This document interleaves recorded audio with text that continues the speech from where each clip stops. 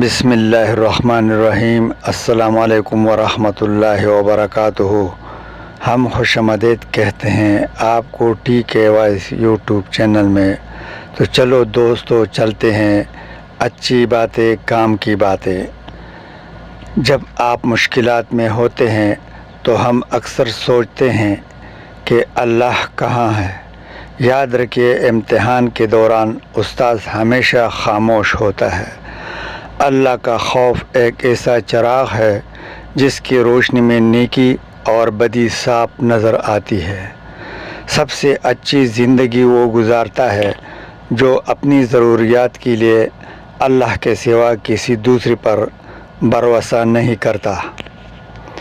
عبادتیں اور ان کا تقدس اپنی جگہ، لیکن انسان کا دل راضی کرنا اللہ کو راضی کرنے کے برابر ہے۔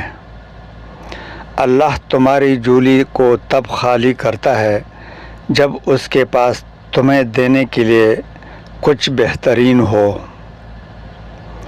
گناہوں سے نجات وہی پاتا ہے جو اقرار جرم کر لے اور ندامت کے لیے توبہ ہی کافی ہے۔ چار چیزوں کو چار چیزوں سے دھویا کرو: زبان کو ذکر سے، آنکھوں کو آنسو سے، گناہوں کو استغفار سے، اور دل کو اللہ کے خوف سے۔ لوگوں کے ساتھ نیکی کرتے رہو، اس انتظار میں نہیں کہ وہ تمہاری نیکی لوٹائیں گے، بلکہ اس عقیدہ کے ساتھ کہ اللہ نیکی کرنے والوں کو پسند کرتا ہے۔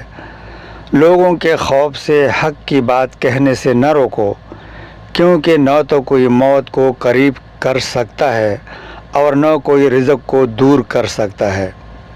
اپنے رب کے آگے سچے دل سے اپنی کمزوریاں بیان کر دیا کرو، وہ انہیں تمہاری قوتوں میں تبدیل کر دے گا۔ بے شک وہ ہر چیز پر قادر ہے۔ اللہ سے مانگتے رہنا چاہیے۔ جب مسئلے نہ ختم ہوتے ہوں اور نہ ہی حل ہونے کا نام لیتے ہوں تو استغفار کو تام لے، اللہ ہر چیز سے نوازتا جائے گا انشاءاللہ الرحمن۔ اللہ سے بات کرنے کے لیے الفاظ کا چناؤ نہیں کرنا پڑتا، وہ دل کی کیفیت جان لیتا ہے، آنکھوں میں اترتی نمی پڑھ لیتا ہے۔ الحمدللہ۔